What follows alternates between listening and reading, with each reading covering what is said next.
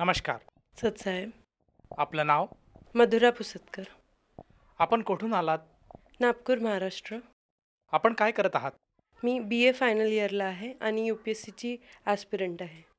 संत रामपालजी महाराजांची गुरुदीक्षा आपण कधी घेतली? 1 जानेवारी 2016. संत रामपालजी महाराजांची गुरुदीक्षा घेण्याअगोदर आपण व आपला परिवार कोणती भक्तिसाधना करत होतात? अशी विशेष कुठली भक्ती नव्हती करत, पण गणपती आणि कृष्ण भगवानमध्ये जास्ती आस्था होती. सिद्धिविनायक जात होतो वर्षातनं एकदा आणि तिरुपती बालाजीला जात होतो आणि आई-बाबा शंकराची पूजा करत होते आणि त्याचा अभिषेक करत होते. विशेष कुठली अशी भक्ती मी नव्हती करत.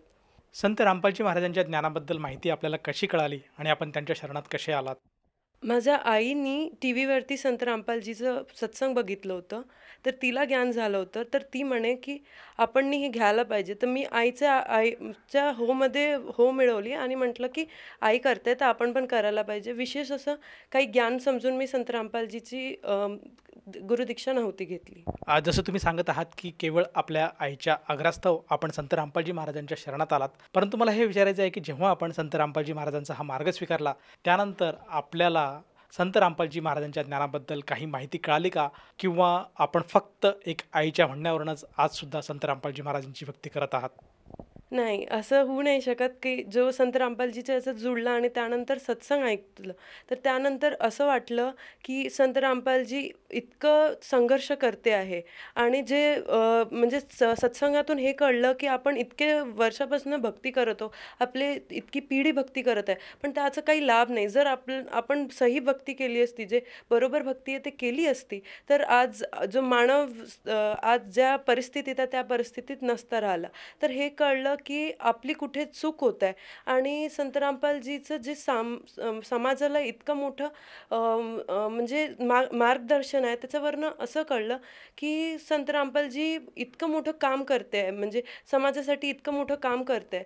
तर त्यावरनं असं हे जाणवलं की म्हणजे आपण म्हणतो की सर्व सर्व सर्व धर्म समभाव म्हणतो, म्हणजे एक देव आहे म्हणतो, पण ते आपल्याला आजपर्यंत कोणी सांगितलं नाही की तो एक देव कोण.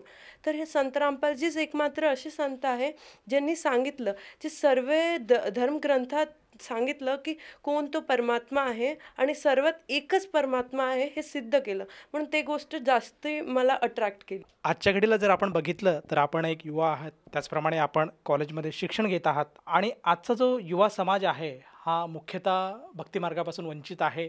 त्याला कुठल्याही प्रकारचा भक्तिमार्गात रस नाही आहे आणि त्याच्या विरुद्ध आपण भक्तिमार्गात आज संत रामपालजी महाराजांची गुरुदीक्षा घेतली.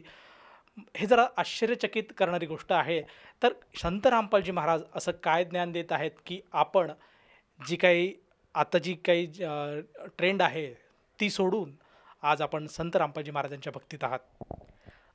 कारण संत रामपालजीचं जे ज्ञान आहे ते पहिले की शास्त्र प्रमाणित आहे आणि दुसरी गोष्ट की आपल्याला जे मानसिक लाभ होत आहे, शारीरिक लाभ होत आहे, आर्थिक लाभ होत आहे. तर जसं तुम्ही सांगितलं की यूथ जे आहे आता आजकाल जे दाखवेगिरीचं ह्याच्यात आहे त्यात जास्ती उलझलेले आहे. पण माझं असं म्हणणं आहे की आपण ते गोष्ट करायला पाहिजे ज्याच्यात आपल्याला म्हणजे आपल्या मनस्थिती आणि जे आपलं म्हणजे शांती भेटो असं करायला पाहिजे. तर आजकाल किती युवा आहेत ते आपलं पूर्ण आयुष्य त्यातच घालवतात, पण शेवटी म्हणजे त्याचं काही आउटकम नाही आहेत.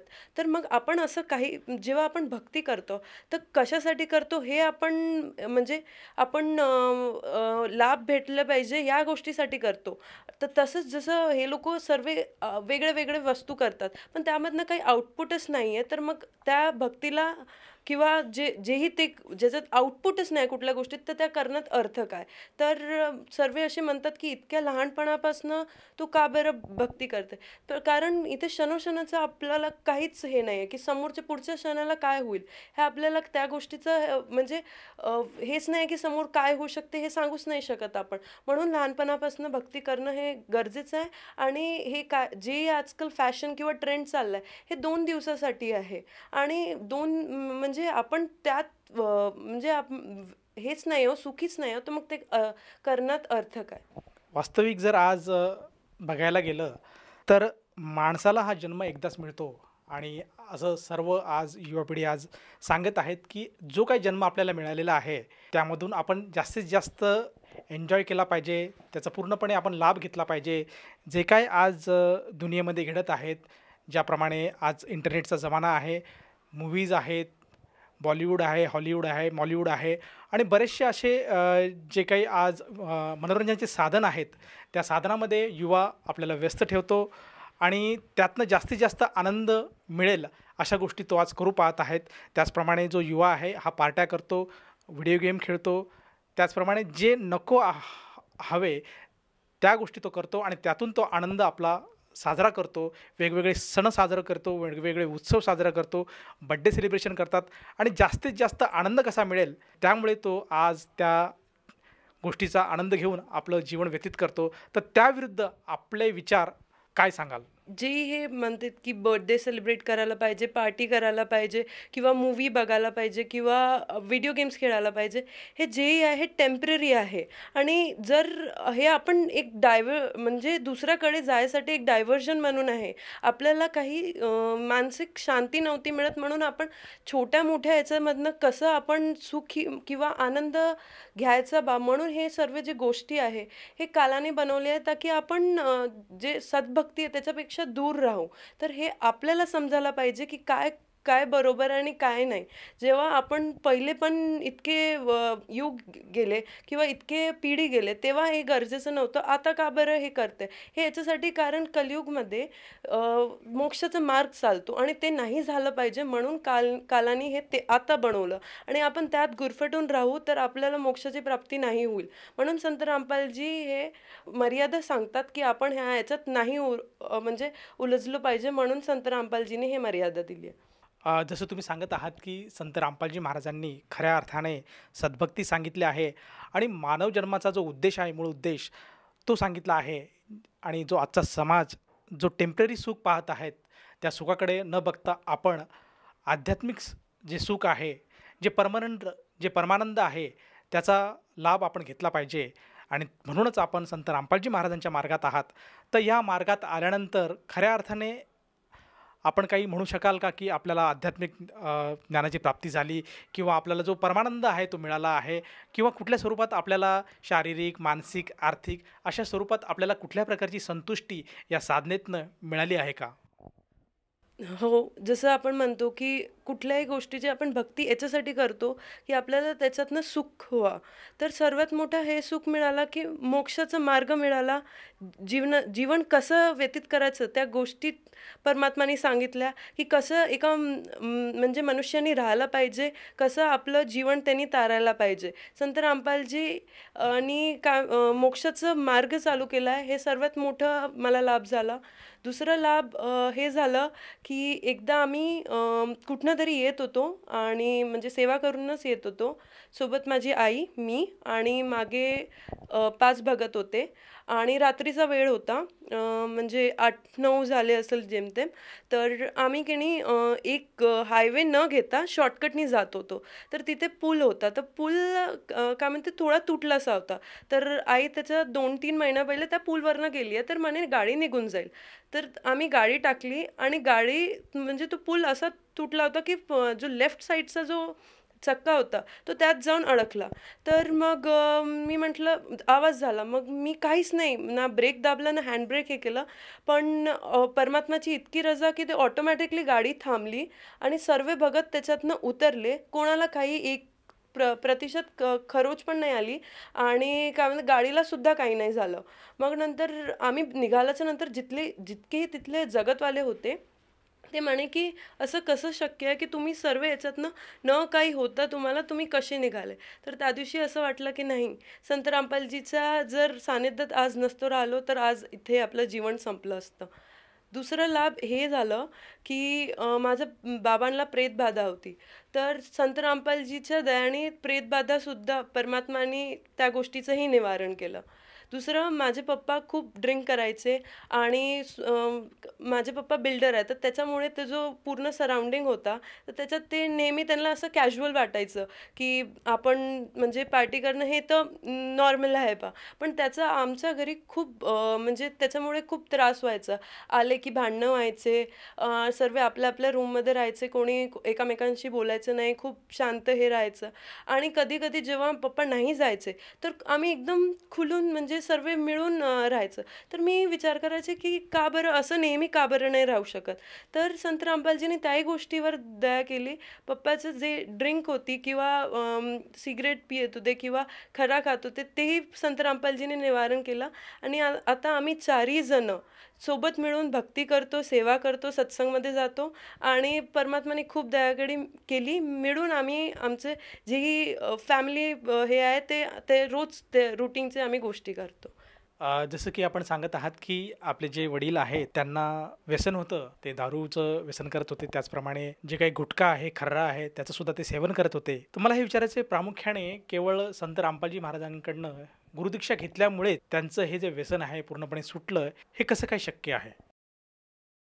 हे बरोबर म्हटलं तुम्ही, की कसं लोकांना यावर म्हणजे हे खरं आहे हे कसं म्हणजे कसं मानेल ह्या गोष्टीला.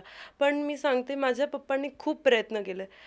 शनी भगवानचं त्यांनी संकल्पसुद्धा केलं होतं. इव्हन हनुमानजीचंही त्यांनी संकल्प केलं होतं, की मी इतकं-इतकं वर्ष हे नाही करेल. पण 2-3 दिवस करायचे, म्हणजे त्याचं पालन करायचं आणि मग त्यानंतर परत तुटायचं. त्यांनी इतकं प्रयत्न केलं, खूप प्रयत्न केलं, पण त्यांचं नव्हतं सुटत. आणि मग ते म्हणे, की आता या जगावर कुठलंच काही हे नाही आहे, जे माझी दारू सोडू शकते.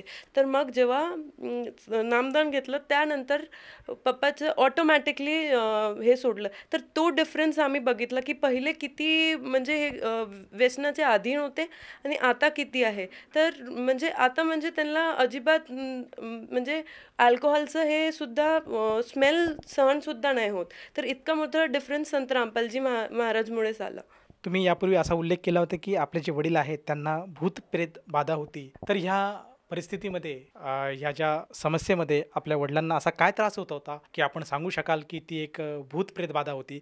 कारण आज जो समाज आहे हा शिक्षित आहेत आणि भूत-प्रेत बाधा या विषयावर, या गोष्टीवर कोणाचाच आज विश्वास पटणार नाही आणि आपण असं का सांगू शकाल, की त्यांना खरंच अर्थाने भूतबाधा होती? माझाही या गोष्टीवर विश्वास नव्हता, की भूत बाधा काही असते बा.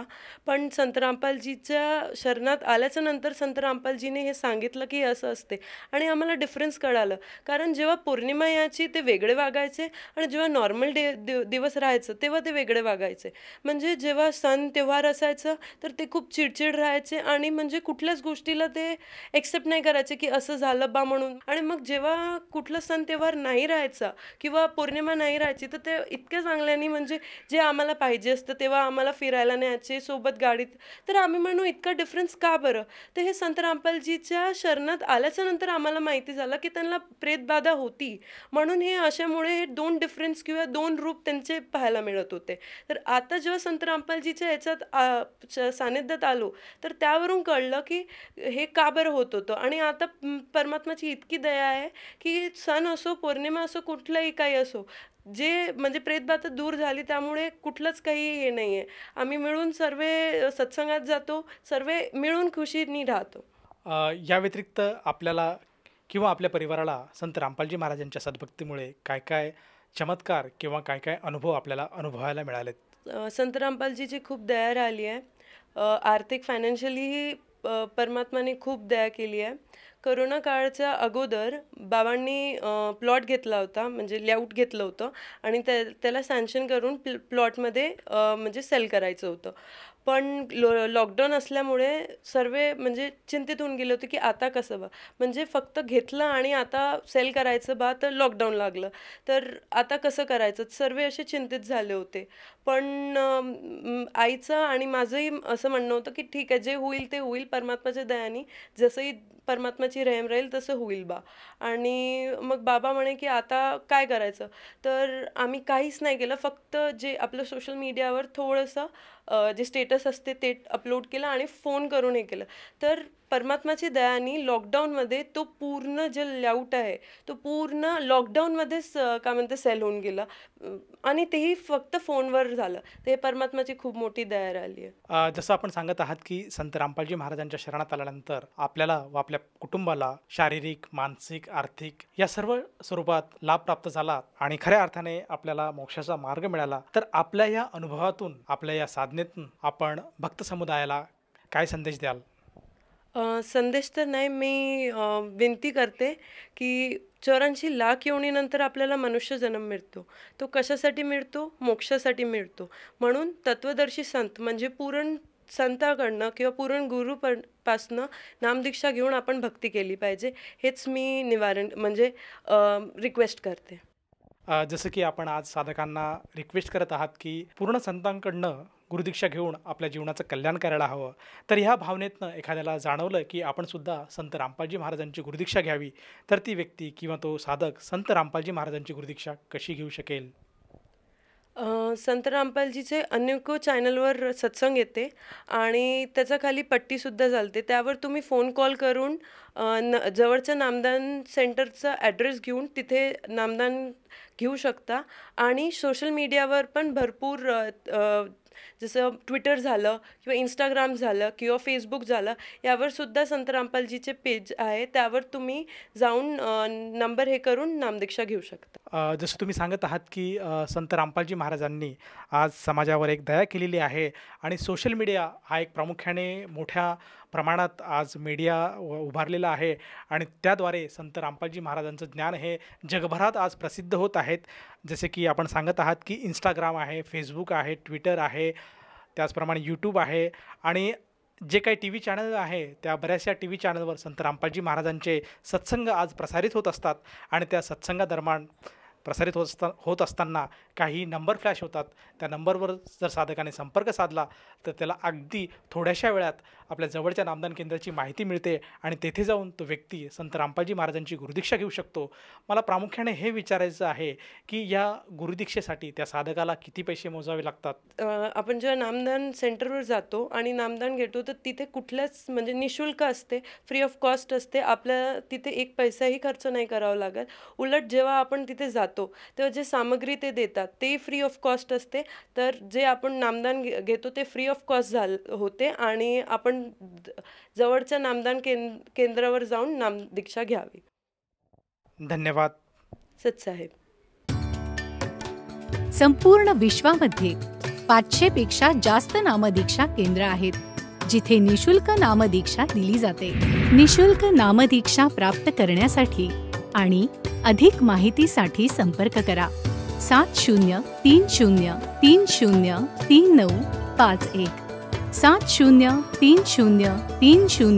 7030303952. अद्वितीय आध्यात्मिक ज्ञान वाचण्यासाठी, पाहण्यासाठी आणि ऐकण्यासाठी संत रामपालजी महाराज ॲप अवश्य डाउनलोड करा किंवा आमची वेबसाईट www.jagatgururampalji.org वर विजिट करा.